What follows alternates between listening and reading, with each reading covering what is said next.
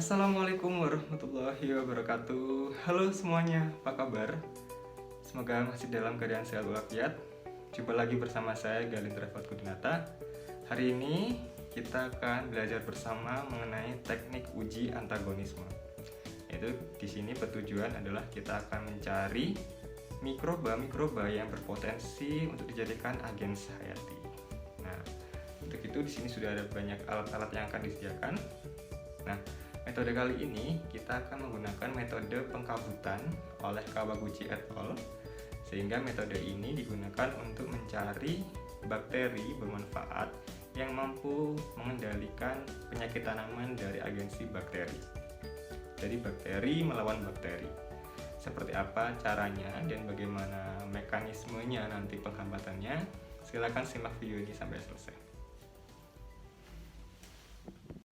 Berikut merupakan alat dan bahan yang harus teman-teman siapkan. Yang pertama adalah media tumbuhnya, yaitu kita menggunakan media nutrien agar yang sudah siap pakai. Kemudian ada alkohol, bunsen api, dan juga plastik wrap.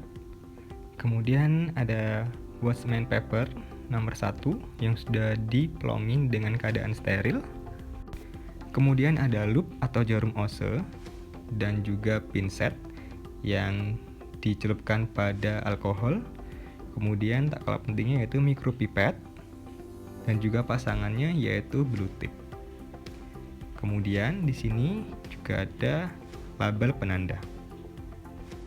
Untuk bakteri yang diujikan, di sini kita memakai bakteri sebagai calon-calon agens hayati ya, yang telah kita isolasi sebelumnya dari rhizosfer dan endofit tanaman.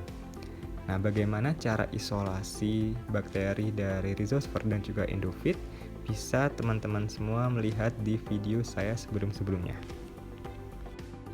Untuk bakteri patogen, di sini saya menggunakan bakteri Xanthomonas campestris yang merupakan bakteri patogen penyebab penyakit busuk hitam pada kubis yang sebelumnya sudah diisolasi sebelumnya. Kemudian bakteri tersebut dipurifikasi dan dibuat suspensi menjadi seperti ini. Selanjutnya, kita membutuhkan kloroform yang digunakan untuk uji nanti di cawan Petri. Last but not least, di sini kita juga membutuhkan tube Appendorf 1,5 ml yang diisi dengan aquadesteril. Oke, kita mulai ya teman-teman semuanya. Di sini kita akan mengisi kurang lebih 1 ml aquadesteril. Kita masukkan ke dalam tube Appendorf 1,5 ml. Di sini saya menggunakan mikropipet dan juga harus hati-hati ya. Kita harus melakukan semuanya dengan steril. Kemudian kita ambil kertas Watchman atau filter paper yang telah kita autoclave dengan keadaan steril ya. Kita ambil menggunakan pinset steril dan kita masukkan ke dalam tube Appendorf yang tadi sudah diberi aquadesteril. Nah, selanjutnya yaitu kita ambil satu loop atau satu ose bakteri yang akan diuji. Kemudian kita masukkan ke dalam tube yang telah kita isi dengan air dan juga filter paper tadi. Kemudian kita homogenkan dengan menggunakan vortex. Namun jika tidak ada, kita bisa homogenkan menggunakan manual seperti ini kurang lebih selama 1-2 menit ya, agar bakteri tersebut bisa masuk dan meresap ke dalam filter paper. Setelah itu kita ambil filter paper tadi menggunakan pinset steril, kemudian kita tiriskan di atas tisu steril dan jangan lupa untuk diberi tanda bakteri mana saja yang kita lakukan uji tadi. Filter paper ini kemudian kita tiriskan kurang lebih selama 3 jam sehingga filter paper ini menjadi kering ya, yang bertujuan agar nantinya ketika diinokulasi pada nutrien agar tidak melebar sehingga hasilnya menjadi bagus. Selagi menunggu filter paper tersebut kering, kita bisa menyiapkan media uji yang akan kita gunakan. Karena di sini saya menggunakan bakterinya cukup banyak, kurang lebih ada 80 isolat, sehingga saya menyiapkan bakteri ini menjadi satu petri menjadi 4 kuadran, sehingga dalam satu petri ini bisa digunakan untuk 4 uji bakteri. Kita buat pola di belakangnya, kemudian kita juga beri label untuk dari masing-masing kuadran tersebut, agar tidak salah saat kita menginokulasikan bakteri di media tersebut. Nah, berikut merupakan medianya yang sudah dilabelin dengan kode isolat tertentu.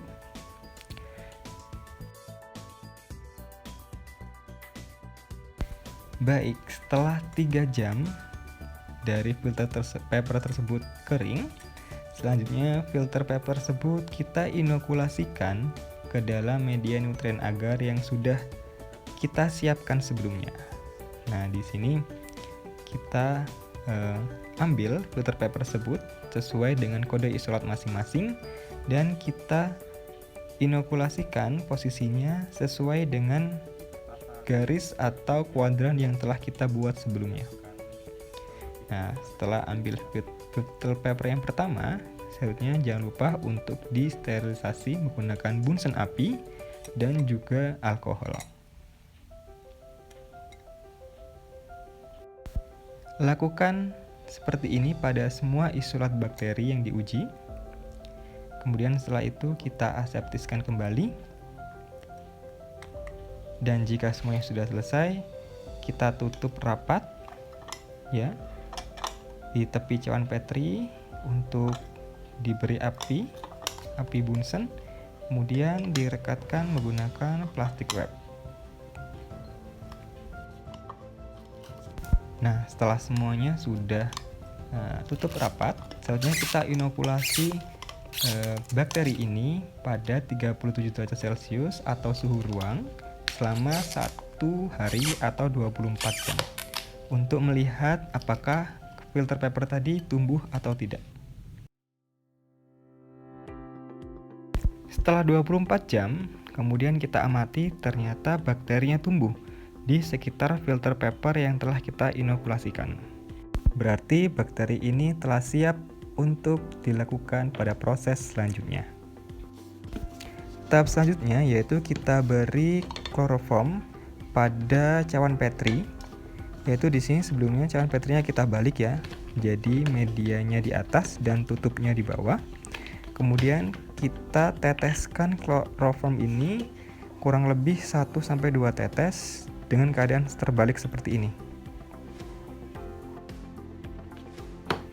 Maksud dari terbalik itu yaitu kita teteskan kloroform ini pada tutupnya ya, pada tutupnya cawan petri pada kondisi di dalamnya seperti ini.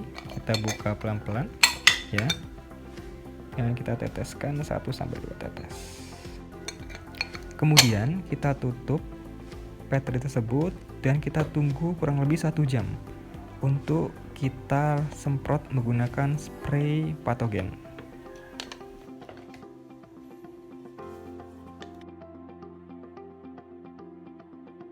Kemudian semprotkan suspensi bakteri patogen tadi yang sudah kita buat dengan jarak kurang lebih 30 cm seperti ini.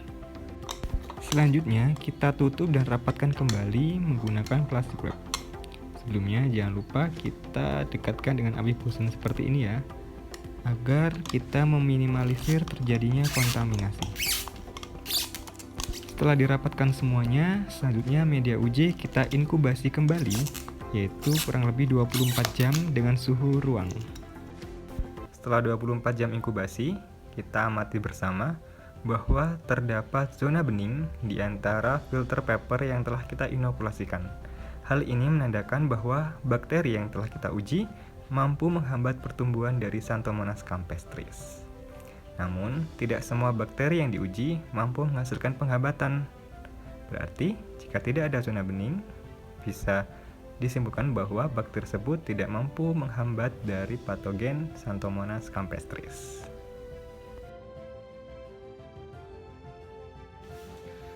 Nah, itu tadi merupakan cara dari uji antagonisme yang sudah teman-teman saksikan. Kalian bisa melakukan semuanya dengan kondisi aseptis di laboratorium masing-masing ya. Kira-kira dari uji antagonisme yang telah dilakukan tadi itu merupakan mekanisme penghambatan seperti apa? Kira-kira metode penghambatan dengan mekanisme apa? Apakah kompetisi? Apakah parasitisme? Ataukah antibiosis? Ya, kira-kira apa jawabannya? Sampai jumpa di pertemuan berikutnya. Oke, see you. Terima kasih. Wassalamualaikum warahmatullahi wabarakatuh.